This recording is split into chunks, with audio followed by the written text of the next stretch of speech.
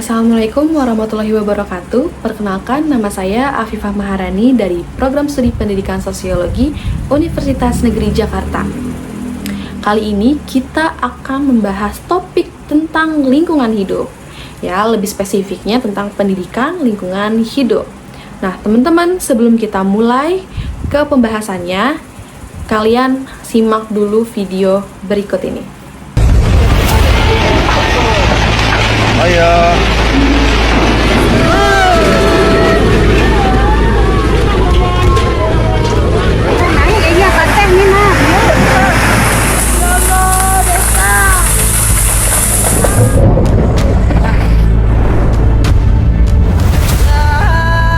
Nah, Indonesia itu kan kaya akan alamnya gitu ya, akan sumber daya alamnya.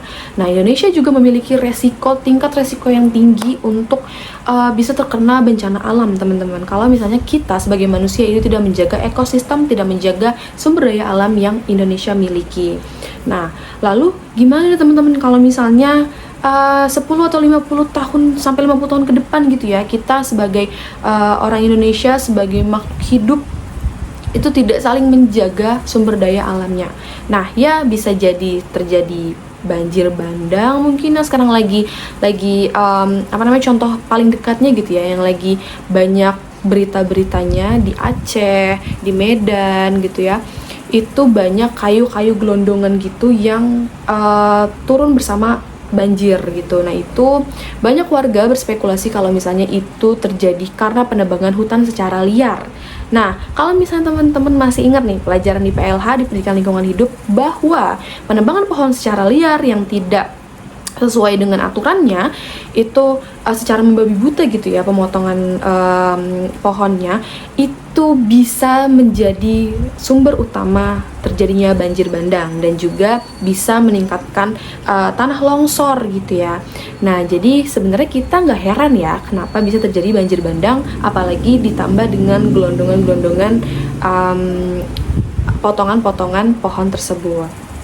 Nah, itu contoh dekatnya teman-teman.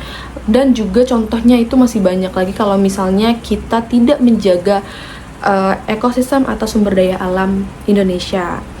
Nah, jadi di sistem pendidikan Indonesia itu wajib dan selalu harus menekankan pendidikan lingkungan hidup untuk siswa-siswa agar anak-anak itu menjadi aware atau menjadi lebih sadar akan pentingnya menjaga lingkungan hidup, menjaga lingkungan alam, menjaga lingkungan di sekitar kita. Dan kita juga jangan cuma menjaga interaksi antar manusia, tapi juga kita harus menjaga interaksi antara manusia dengan alam. Untuk apa? Untuk terus tetap terjaga keseimbangan antara manusia dengan alam, dan juga sebagai penopang hidup kita, hidup berkelanjutan, yaitu karena kita manusia, sebagai manusia itu sangat dekat dengan alam.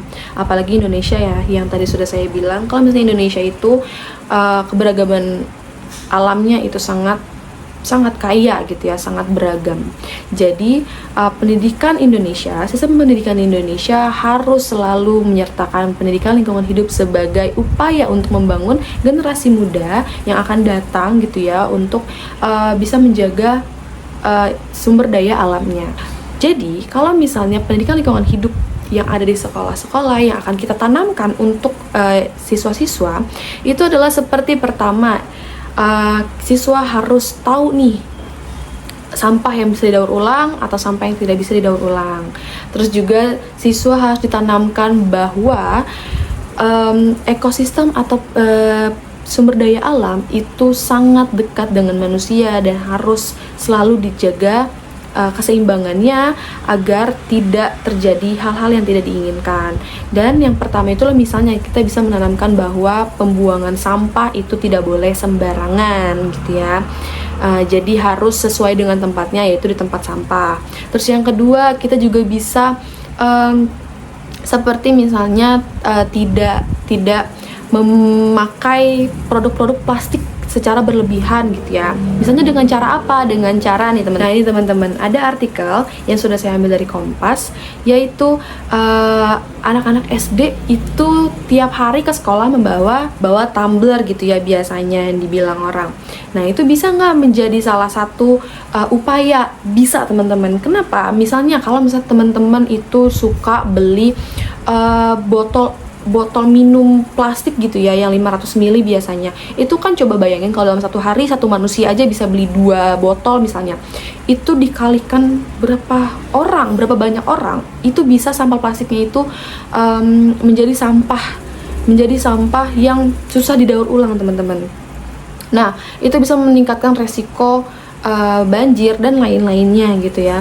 Nah, kalau misalnya teman-teman atau anak-anak siswa gitu ya membawa botol tumbler sendiri dan nanti sekolah menyediakan air minum di galon terus nanti bisa diisi ulang, itu sangat baik untuk upaya pencegahan pencemaran dan lain-lainnya gitu ya. Jadi anak-anak bisa mengurangi sampah plastik pastinya. Nah, terus ada juga yang kedua contohnya adalah ini teman-teman.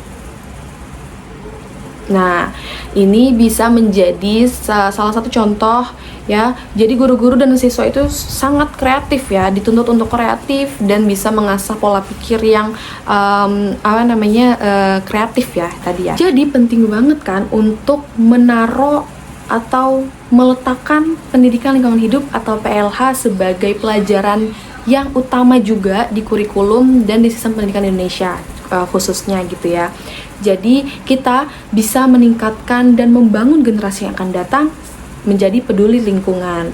Jadi jangan sampai siswa-siswa atau generasi yang akan datang itu tutup kuping dan tutup mata, tutup telinga gitu, tutup mata. Jadi mereka gak peduli dengan lingkungan sekitar. Padahal siapa yang akan membangun Indonesia ke depannya kalau misalnya bukan generasi yang akan datang.